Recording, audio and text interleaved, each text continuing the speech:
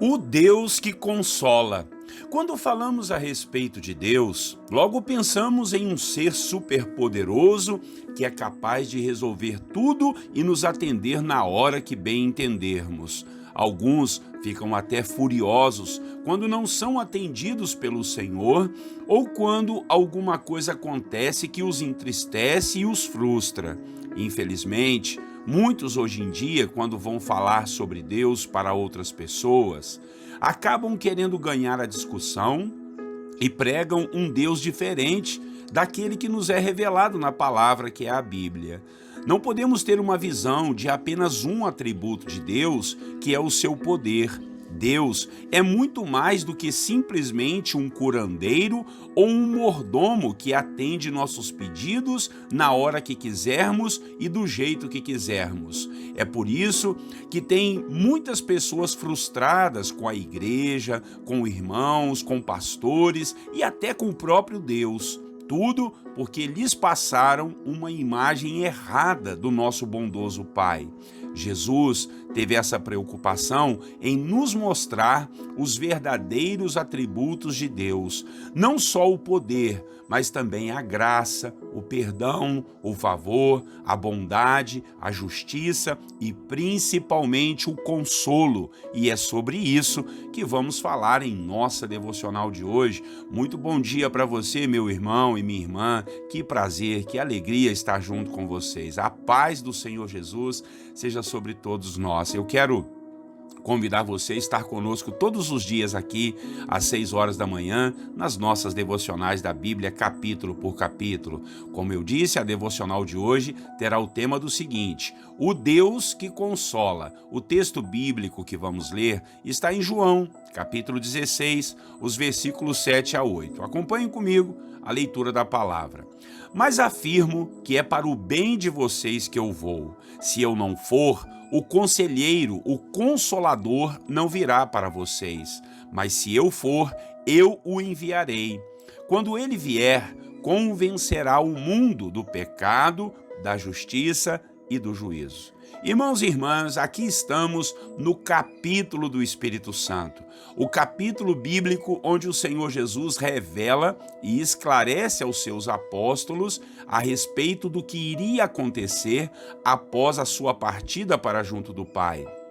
Jesus começou a falar sobre o Espírito Santo no capítulo 14. E aqui no capítulo 16, ele esclarece muito mais a respeito da função, da pessoa do Espírito Santo de Deus e o que ele faria após a sua partida, a partida de Jesus para o Pai, e como seria a vida de todos aqui na terra até que Jesus voltasse para nos buscar. Jesus disse que seria um tempo difícil, onde os crentes haveriam de ser perseguidos e muitos sofreriam apenas por acreditarem na sua verdade. As coisas iriam ficar difíceis, segundo o que Jesus estava prevendo, principalmente por aqueles dias que iriam até mesmo matar o Filho de Deus, e os apóstolos iriam ficar com um sentimento de orfandade, iriam sentir-se desamparados e abandonados. Mas o Senhor Jesus disse que isso seria necessário, pois só assim haveria a salvação, e só assim o Pai iria enviar o seu Espírito, a sua própria pessoa, para ser um conselheiro, um consolador para todos que acreditassem em sua palavra. Esse termo consolador que Jesus deu ao Espírito Santo, no original da Bíblia, é a palavra paráclito, que quer dizer conselheiro, ajudador, confortador, amigo, companheiro. E podemos entender aqui como aquele que caminha junto conosco, que nos abraça nos momentos difíceis, aqueles momentos que nos sentimos sozinhos e também abandonados. O Espírito Santo, o Consolador, é aquele que está junto conosco quando as coisas dão errado, quando as vitórias não chegam, quando o fracasso bate à nossa porta, quando o desânimo aparece, quando tudo vira de cabeça para baixo. Jesus sabia que esses momentos iriam acontecer, Tanto é que no final deste capítulo 16, ele disse assim: olha, no mundo vocês haverão de ter aflições. Por isso, Jesus nos falou do Espírito Santo. Então, entenda comigo uma coisa muito importante. O mesmo Jesus que operou milagres, curou cegos, mudos, aleijados, o mesmo Jesus que andou sobre as águas e aquietou até tempestades e ventos, agora iria sofrer nas mãos dos pecadores, iria ser açoitado, cuspido, envergonhado, iria ser crucificado e morto. Aos olhos de todos, isso seria uma vergonha, uma derrota, um atestado para todos que ele não era Deus coisíssima nenhuma, pois como pode um Deus deixar-se passar por isso tudo? Foi por isso que Jesus antecipou tudo aos seus discípulos, para eles ficarem pacientes e saberem que no final tudo iria ser entendido e compreendido pelo Espírito Santo que habitaria em cada um que cresce no Filho de Deus. Assim, eu digo a você, talvez você veja o Senhor nosso Deus apenas por um ângulo, como o poderoso, aquele que vai resolver todos os seus problemas, curar todas as suas enfermidades, sempre te dar livramentos, sempre te dar sucesso e nunca deixar você fracassar. Mas isso é uma ilusão, não é assim que funciona. O mesmo Deus que te promete cura e livramento é o mesmo Deus que está pronto para te consolar se algo ruim acontecer com você. Até mesmo se a morte chegar, até ali o Senhor já prometeu que vai nos consolar. Se ficarmos doentes, Deus é Deus para nos curar. Mas enquanto a cura não chega, Ele está conosco nesse vale tão difícil. Se enfrentarmos um perigo, ora, Ele é Deus para nos dar livramento. Mas se algo de ruim acontecer, Ele também é Deus para estar junto conosco e fazer com que tudo coopere para o nosso bem.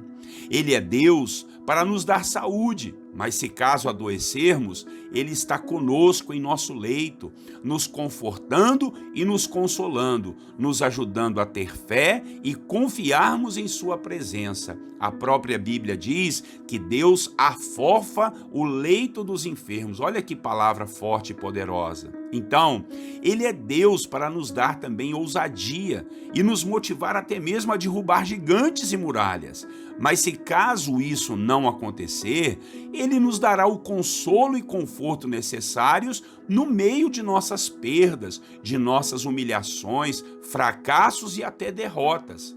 Não vivemos só de saúde, de prosperidade, de vitórias, de sucesso e de alegria. Nós vivemos para o Senhor, é para Ele e por meio dEle. E sempre será Ele quem vai nos consolar. Amém? Que Deus imprima essa verdade em seu coração, em nome de Jesus. Ele é o Deus que consola. Vamos orar. Quem sabe você está precisando de consolo e de um abraço amigo do Senhor. Logo depois, a gente vai fazer aquele momento de intercessão, onde oramos uns pelos outros. Oremos. Senhor Deus e Pai, muito obrigado por essa palavra. Que nós possamos, ó Deus, ver o Senhor, entender, compreender a Ti, meu Pai, como o nosso consolador. Ó Deus, não somente como aquele que é o superpoderoso, que vai fazer tudo e todas as coisas na hora e do jeito que a gente quer. De jeito nenhum, Senhor. Deus, nunca o Senhor disse isso. O Senhor sempre está pronto a estar conosco. Ainda que o Senhor faça milagres, ainda que o Senhor cure, ainda que o Senhor liberte, ainda que o Senhor nos motive, nos anime, o Senhor também é um Deus que está conosco no meio das nossas aflições, no meio do vale da sombra da morte. O Senhor sempre estará nos amparando e nos consolando, Pai. É muito mais fácil a gente entender o Teu consolo, porque senão, Pai, nós vamos ficar frustrados quando alguma coisa ruim acontecer, quando alguma dificuldade aparecer.